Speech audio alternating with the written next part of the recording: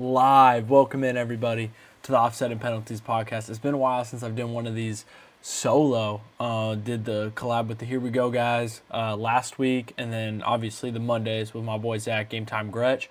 But we're here, and it is late. I am tired. I'm driving back down to school tomorrow, so this backdrop that you guys see behind me of my bedroom that I've grown up in is very much short-lived.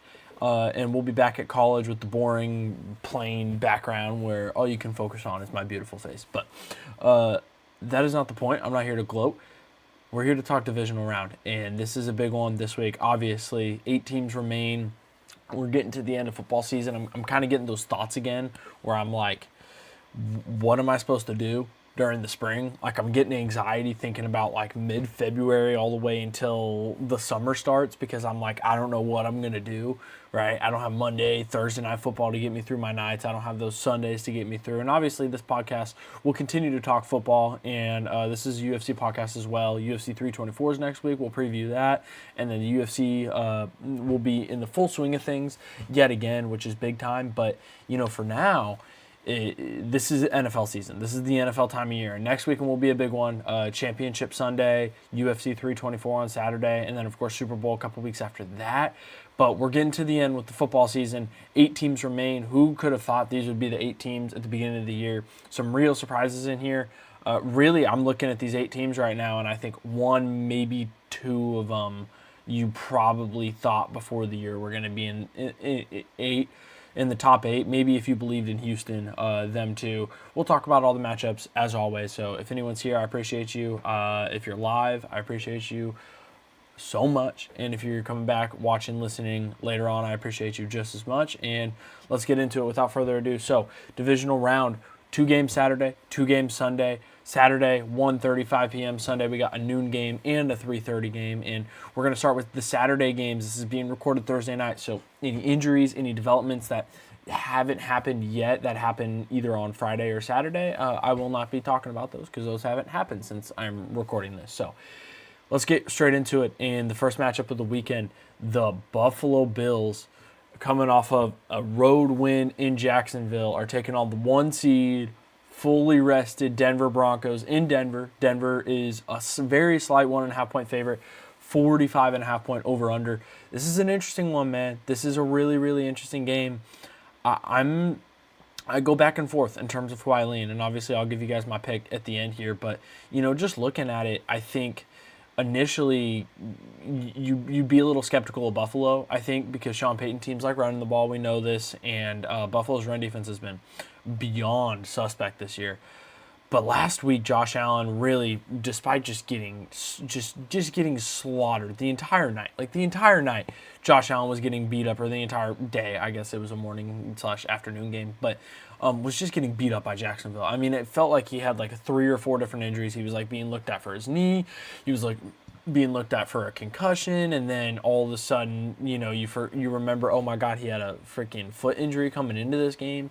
So Josh Allen, of course, like any game that the Buffalo Bills are in, Josh Allen is the X factor, and it's hard to not, you know, I feel like I'm beating a dead horse when I say it, but, you know, no Mahomes, no Lamar, no Burrow. Like, this might be Allen's best shot, but ironically enough, this is probably the worst team Allen's had around him in a while, and that was evidently clear in that Sunday game against Jacksonville. Another development from that game, 2 of the Bills' receivers tore their ACLs. 2 of them. And as of right now, I don't know if Curtis Samuel's going to be back for this one in Denver. And even if he is, he hasn't played in a while. So how much? It's Keon Coleman, it's Brandon Cooks, and it's one other that I can't even think of, and Khalil Shakir right now. So those are the 3 that are healthy on the roster, because Tyrell Shavers and Gabe Davis both tore their ACLs in that game. Shavers played like the entire second half on a torn ACL. Like, that guy is a badass for that. But, you know, it's an interesting one. It is a really, really interesting matchup that we're looking at here, because you've got this Bills team who's beat up. It's a short week, right? Denver's rested, and as we'll talk about Niners Seahawks next, you know, that's always such an advantage for the 1 seed, because when they usually play on Saturdays, which is usually how it goes, that almost always means they're playing a team coming on a short week, usually on Sunday. In an ideal world, right, the games being played on Saturdays are between 2 two teams either having come off bye or a Saturday game. And Rams-Bears, which is the final game of the weekend, was two Saturday games. The Rams beat the Panthers and the Bears beat the Packers both on Saturday of Wild Card weekend. But obviously, it's not always that easy. Back to the point. Buffalo, short week. They just traveled all the way down south to Jacksonville, and now they're going to go all the way west to Denver. Their two guys tore their ACL in their receiver room in this one, but schematically, I really, really think, like, looking at this roster for roster, scheme for scheme, it favors Buffalo in this matchup. And the reason I say that is because when Denver shuts down teams, it's usually because you've got this all-world corner, Patrick Surtain. You can throw him on a team's number one target, take him out, and then let the rest of your defense work. But against teams like the Bills, right, who don't really have alpha receivers, it's a lot of spreading the rock. It makes it a little difficult on Denver, and we've seen them a couple times where they struggle a little bit against the teams that kind of disperse the ball evenly around, and it kind of takes away from their best asset on defense, which is Surtain, who you can throw him on your best receiver and just kind of forget about him, right? But, you can't do that against teams like Buffalo and against quarterbacks like Josh Allen, who spread the ball around a lot. And obviously Buffalo's receivers got hurt a little bit, but I still think that same principle will be there no matter who's on the field. It's going to be a lot of spreading the ball out. They use two tight ends, Dawson Knox and Dalton Kincaid. They throw to the running backs a lot. Like, this is an offense, and, they're the best rushing offense in the league too. So they run the ball and they spread the ball out, and when they do throw it, that's difficult for any defense, but, especially schematics-wise, it's going to be difficult for Denver, kind of just neutralizing their best weapon, which is Patrick Surtain.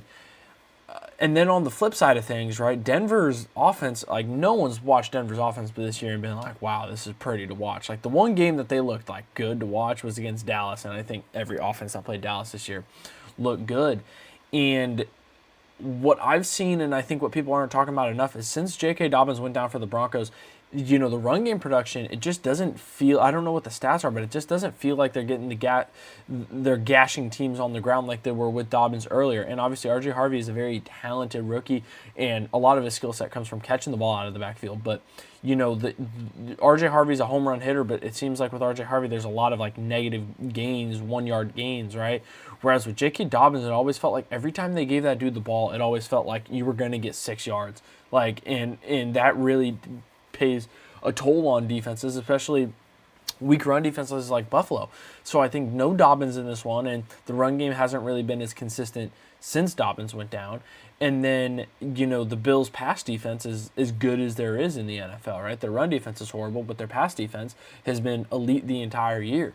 And if you don't think you're going to be able to run the ball like great, do you think you're going to be able to throw the ball with Bo Nix, who has been just all over the place this year, some good and some really, really bad? I don't think so. So for that reason, I lean Buffalo initially. And then I come back to rest. 6 days, I started at the top when I was talking about this game. Buffalo, they just traveled all the way down to Jacksonville. Now they're traveling all the way west to Denver.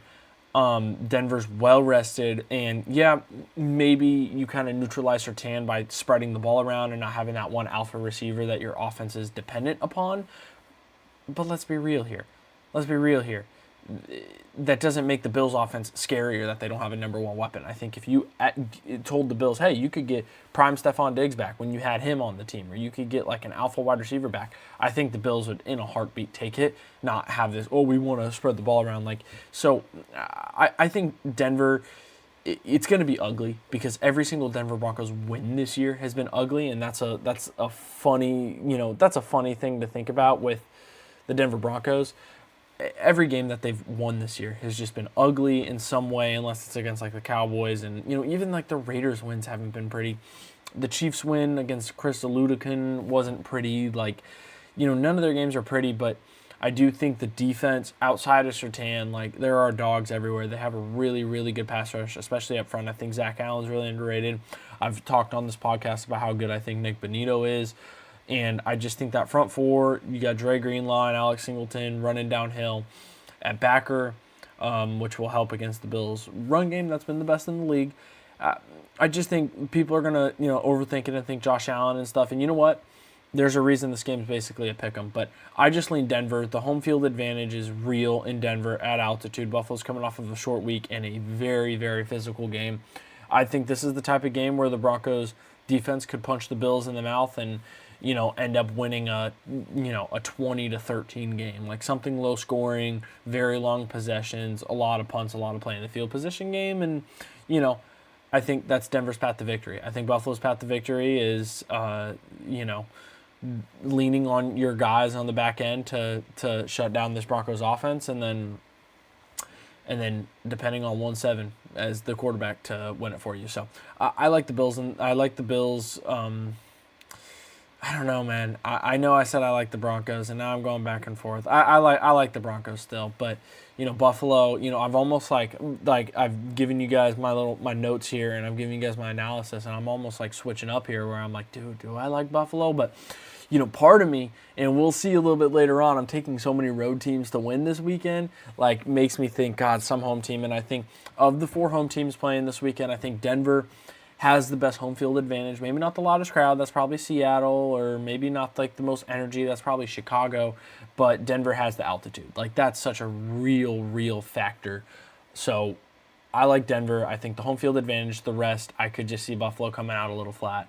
But I'm not confident in it. You saw me. I almost flip-flopped my pick there for a second, but we're not doing that. I have Broncos written down, and that's what we're going to do. So let's move on to the second Saturday game, and Niner fan bias is going to come out here. The 49ers are traveling to Lumen Field. I still like calling it CenturyLink. Lumen Field doesn't feel right. Maybe I'm an old head, and I like calling stadiums or old names. I don't call Heinz Field Acrisure. I don't call the San Francisco Giants Field Oracle. I call it AT&T Park, but nonetheless, the San Francisco 49ers are traveling to CenturyLink Field in Seattle. Their third matchup this year, and the teams split the series in the regular season. Now, obviously, the Niners win was week 1, and that was with Nick Bosa on the field. That was with Fred Warner on the field. George Kittle did get hurt in that game, but he still scored a touchdown on the first drive of the game. This is a very different Niners team from that point. And then obviously we just saw these two teams play 2 weeks ago at Levi Stadium. It was a Saturday night game similar to this one, and Seattle kind of punched the Niners in the mouth. Now, I'm a Niner fan, and I was really skeptical going into that Philadelphia game last weekend. I just thought the 49ers, the injuries at some point catch up, and I thought in that Seattle game they did. And in that Philly game, you see George Kittle go down, and you really think, oh, yeah, these injuries are this is going to catch up with them. It has to. No, and it didn't. And that is the crazy part, is the George Kittle injury, just devastating. That's one of the best dudes in the NFL. That is a leader in that locker room. He's a 49er legend, a future Hall of Famer. And he goes down, and then the first play back, it's like this huge chunk gain to Jawan Jennings. Beautiful throw by Purdy, layering it over the linebacker. And then all of a sudden it's like, oh, whoa, okay, wait. And I just think this team, they've dealt with so many injuries. I feel like they're just numb to them at this point. Like, obviously, you see your brother go down like that. You see George Kittle go down like that. They're just numb to it. And, me being a 49er fan, me being named after Joe Montana, and obviously I go to school in Southern California, but I've been living in Northern California. You hear it from everyone. The excitement is real after last week, because you realize that leader, Fred Warner, who shattered his ankle week 6, could be back. He could be back. He's not going to be back for this game, it sounds like, but he could be back if you win this one. And coming off of the George Kittle injury, a lot of Niner players are saying, do it for GK, do it for George Kittle. There's some serious energy, and you wouldn't think that for how many injuries and how much this team has gone through. You'd think the wheels are going to fall off, and that's what I thought last week, and I hope that, I'm not wrong this week like I was that last week, but, I sneakily like the 49ers in this matchup. I think Seattle, it's a difficult task to beat a team 2 games in a row. The Niners got Philly in between these 2 Seattle matchups, so they could get the bad taste out of their mouth from that last Seattle matchup. And I think the Niners are going to come out with a vengeance, because there were a lot of breaks in that game. It was a 13-3 game, and I get Jason Meyer missed some field goals, and there were some things that Seattle could have won by a lot more. But there were some, if Yetur Gross-Matos jumps on a fumble, all of a sudden we're looking at a close game. If Christian McCaffrey doesn't drop the pass and it drops into Drake Thomas, the Seahawks linebacker's hands, then we're looking at a different game. And you just look at it and you're like, there was a lot of bad breaks for both teams in this game. And I think with it being playoff football, one team coming in angry, they just lost and they just went into Philly and beat the Eagles. And then another team, rested, yes, and that's a big, big deal. But, having to play a team 2 weeks in a row, 2 games in a row, that's a tough task for any football organization. I think Mike Macdonald is a phenomenal defense coordinator, but this is his first game as a head coach in the playoffs. And that comes with a lot of pressure, especially when you're the 1 seed like this, especially in a city that has kind of been riding mediocre football for quite a few years now. And there was an expectation set with those teams in the early 2010s that this is a winning football organization. And, Seattle's team's really, really good, but offensively, even though they've got one of the better, like statistically, scoring offenses in the league, you really just have to think a lot of that is because of the defense generating turnovers, giving them short fields. And, Seattle's a team that settles for a lot of field goals. No team kicks more field goals than the Seattle Seahawks. And in the playoffs, I just don't think you can do that. I think in the playoffs, a coach like Kyle Shanahan knows how valuable possessions are, how valuable touchdowns are. And Mike Macdonald, maybe I'm wrong, and maybe Mike Macdonald, this moment isn't too big for him, and maybe he, comes into this and it feels like he's coached in playoff games before. But I look at it and I just think, there's no playoff experience there. The way the Seahawks have played during the regular season, that style isn't as sustainable in the playoffs. The defense certainly is sustainable because when you play elite defense like Seattle does, that it translates all the way through January into February. But besides that, the whole offense settling for a lot of field goals, they haven't really generated all the explosives in the latter half of the year as they did in the first half of the year. It makes me, if I'm a Seahawk fan, I'm a little nervous about we barely beat this team 2 weeks ago in a game that they didn't really catch a break. And what happens if they catch a break or two in this game? I mean, we remember that week 1 game way back. It took a circus catch by Jake Tonjes, the backup tight end for the Niners, who will be starting this week in place of George Kittle, for him to one hand bring it in, and it was this freak play, and it was that was the break the Niners needed in that game, and they didn't get the break in the last one. And it's hard to think that that's going to go again. So I know that's not the greatest logic. The Niners are 7-point underdogs here. It's a 44.5 point over-under. So Vegas doesn't really anticipate that it's going to be a very high-scoring game. But I like the Niners in this one. I really do. I just think it's such a difficult dynamic to beat a team late in the regular season and then early in the playoffs, and especially for Seattle, it's back-to-back games against the Niners. I think the Niners, clearly there's some vengeance. Clearly they want Seattle. Clearly they want their get-back. And I think that with Trent Williams, who is such an X-factor on this Niners offense, I think the run game, right, you think an offensive tackle's out and you think, pass protection and stuff, and the Niners pass protection was not good in that Seattle game week 18. But the run game wasn't good either. And for Seattle, they run a ton of too high safeties, and the way you beat that is you run the ball effectively. If you have Trent Williams out there on the left side, there's a little more juice in the run game. You can get it going a little bit. So I'd anticipate the Niners are going to give a healthy dose to Christian McCaffrey. I'd expect we see some Brian Robinson too, because this will be a physical game, and Brian Robinson certainly is a physical runner of the football.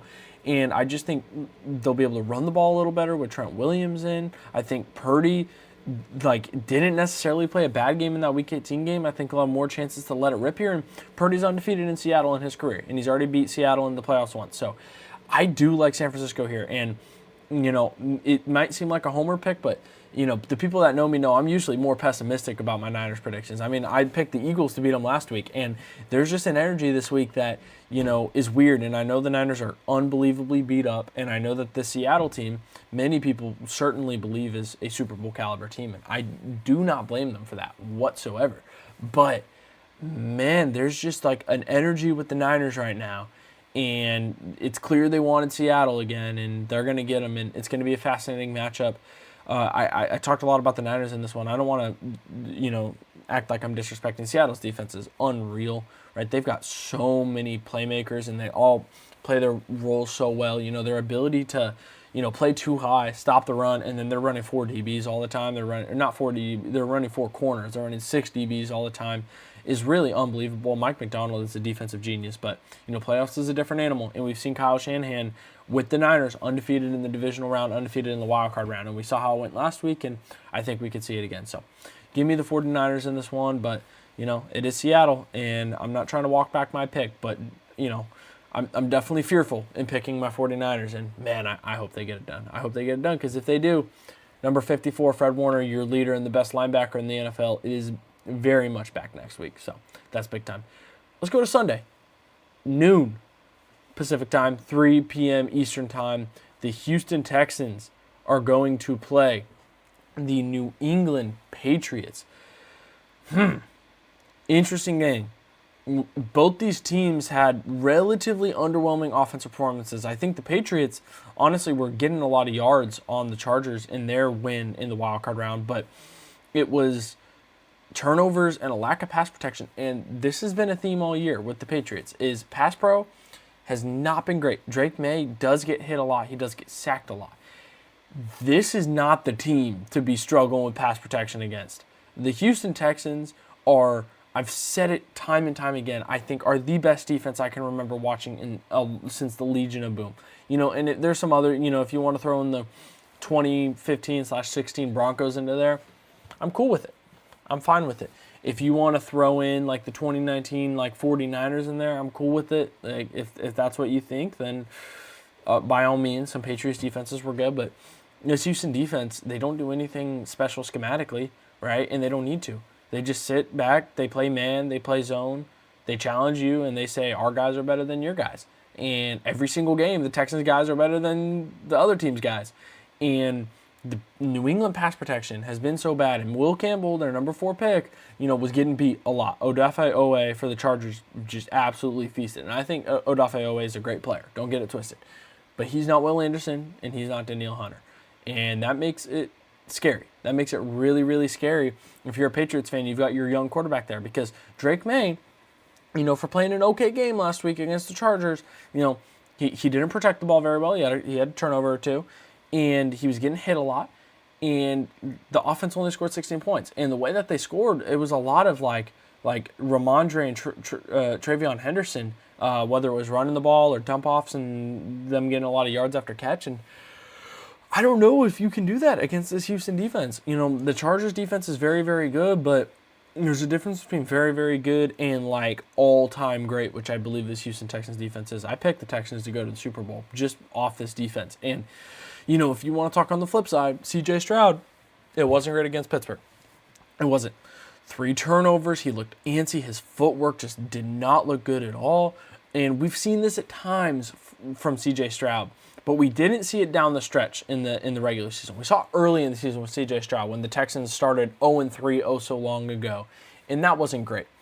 But it's hard to get that taste out of your mouth when you turn the ball over 3 times. You're so antsy in the pocket, and C.J. Stroud is the reason. C.J. Stroud / the O-line, but mostly C.J. Stroud, in my opinion, is the reason that game last week against the Steelers on Monday night was as close as it was, late in the game, and then. Obviously the Houston Texans defense do what they do. They broke you, and then they got a scoop and score, and then they got a pick 6, and all of a sudden you look up and you're like, oh my God, it's 30-6. So Houston's elite, man. Their defense is elite, and they wear you down, and they're built for cold weather games. We saw it in Pittsburgh, and we're seeing it again. Now, on the flip side, I was talking about rest disadvantage, and I didn't even talk about it in Niners Seahawks because, the Niners are clearly at a rest disadvantage the same way that the Bills are against the Broncos.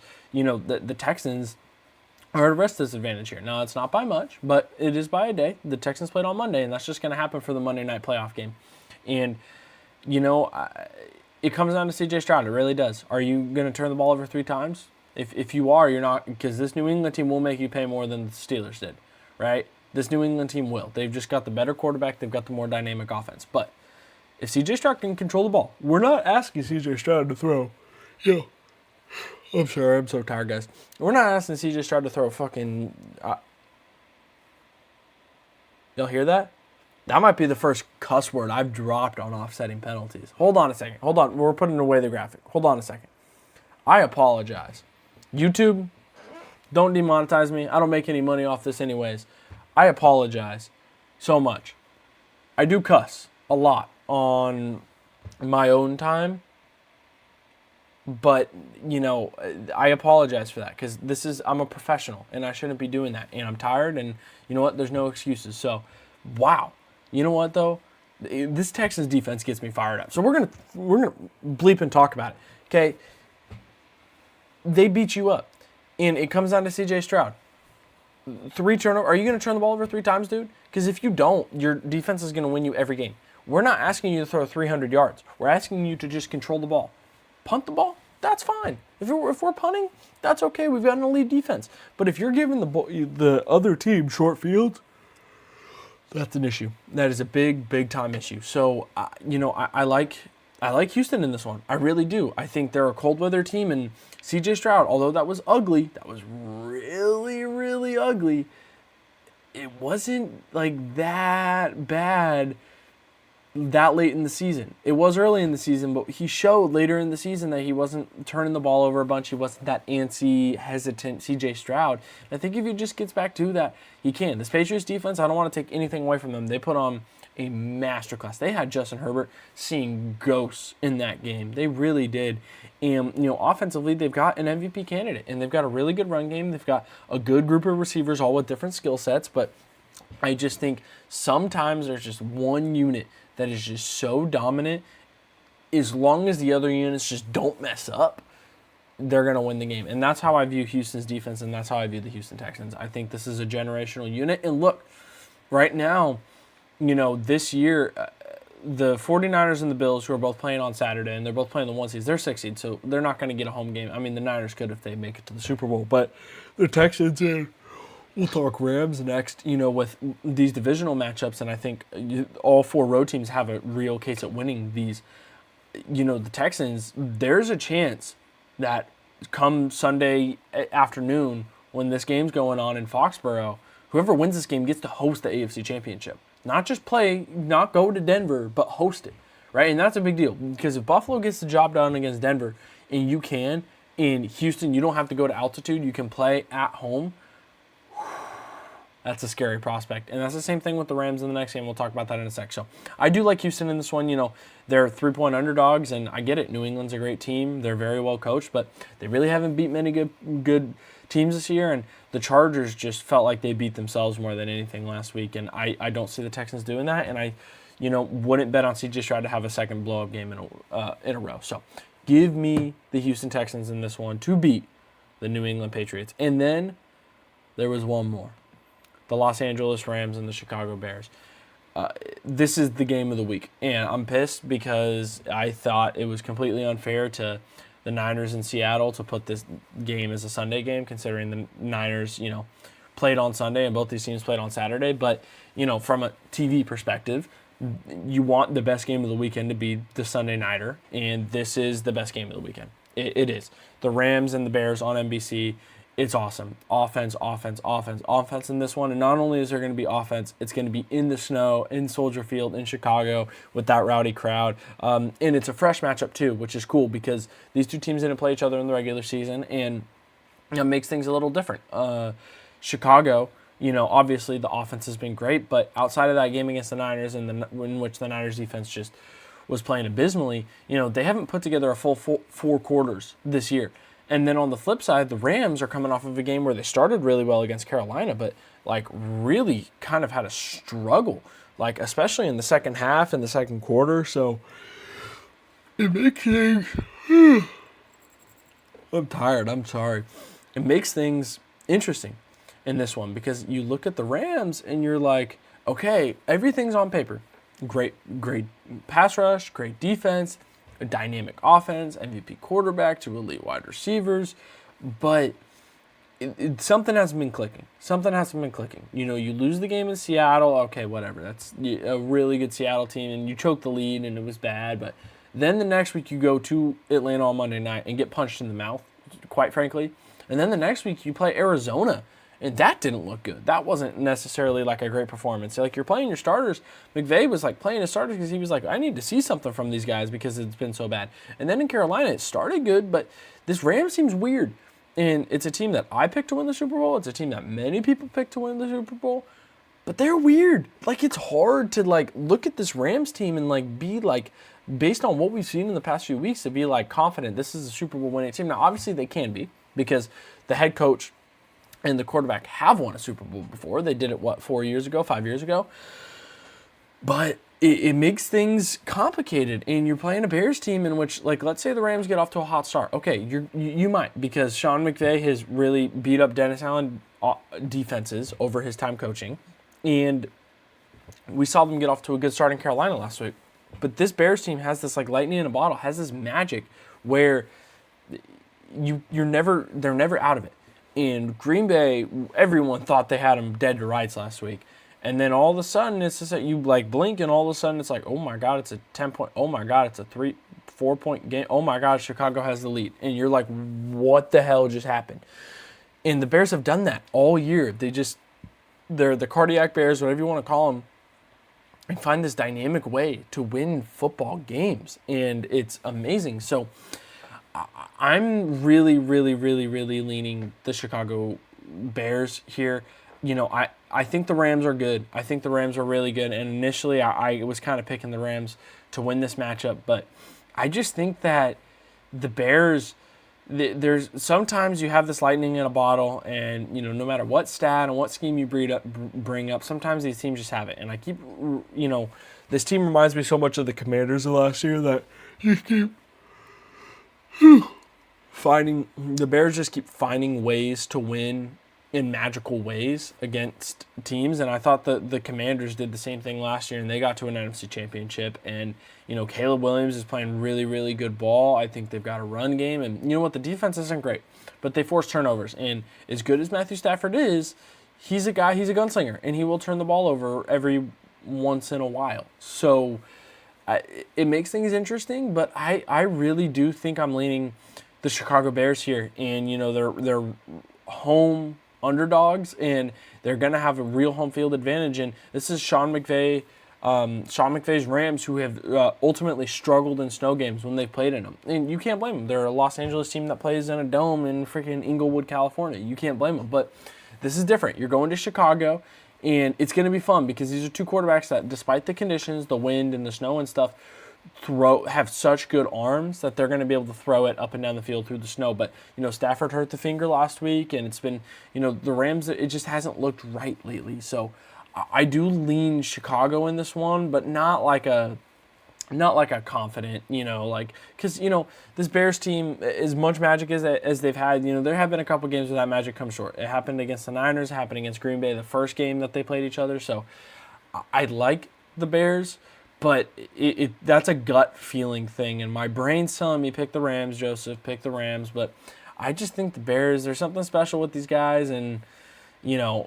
sometimes you get these special runs and you try to find every fact and every reason to pick against them, and ultimately sometimes they just need to run their course and just win these magical games, and you just got to embrace them. So that's what Chicago is to me, and that's my thoughts on that one. And yeah, that's divisional round. So quick podcast. I apologize. I wanted to go more in depth for this one. Obviously, it's divisional round, but I'm exhausted. I need to pack my bag. I'm heading back down to school tomorrow.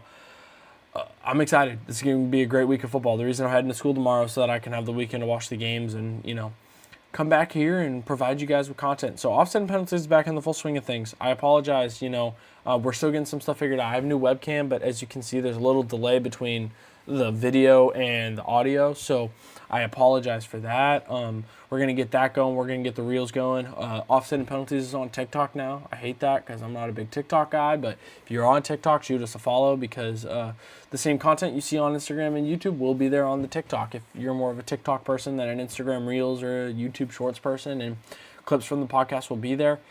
I got to get packed. I'm going back to Fullerton. You guys will see me in my college apartment room setup in no time, and, you know, we'll recap the divisional round with Game Time Gretsch, or, you know, maybe just me. I would imagine me and Zach will break down the divisional round, and then after that, UFC, baby. We got Conference Championship Sunday. We got UFC on Saturday. Next week is going to be a big week for Offsetting Penalties.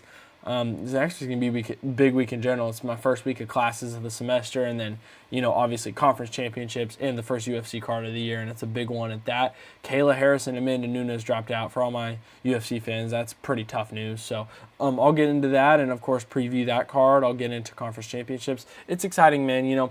It's the end of football season, which is always sad, but this is peak sports season is the winter, and as the winter comes to an end, I'll still be here making content. I'll still be here. We got plenty to go. We got divisional games. We got conference championships. We got Super Bowl. I'll give you guys my NFL awards. And then, not long after the Super Bowl is free agency. Like, that gap, since they added the game to the season, or the week to the season, like, that gap between the Super Bowl and free agency isn't that bad anymore. So we'll obviously be there to recall that. And, maybe we'll see. Maybe we get creative. And I've got some ideas for Offsetting Penalties. Not necessarily this full-length podcast, some more YouTube videos. If anyone would be interested in me doing film breakdowns, whether that's of UFC fighters or of NFL teams, I really wanted to, and it just never happened, but really wanted to break down some of those Kyle Shanahan play calls from that Niners-Eagles game, because they were a thing of beauty. And I don't just mean the Jawan Jennings touchdown pass. I mean like the McCaffrey touchdown to win it, and then the DeMarcus Robinson touchdown to open up the game were two just beautiful masterpieces. So if people are interested in that, let me know. It's something I want to try doing. I got to figure out how to do it. But yeah, I appreciate everyone being here. I'm exhausted. I'm going to pack my bags, and I will see you guys in the college apartment in no time. And hopefully, if your team is in it, unless you're a Seahawks fan, hopefully your team wins it. And if not, enjoy some good football this weekend, because this only happens once a year. Football season's short-lived, and it always goes by so fast, so you got to enjoy it while you have it. So watch these games this weekend and live in it, live in the present, and enjoy some football. So thank you to everybody. If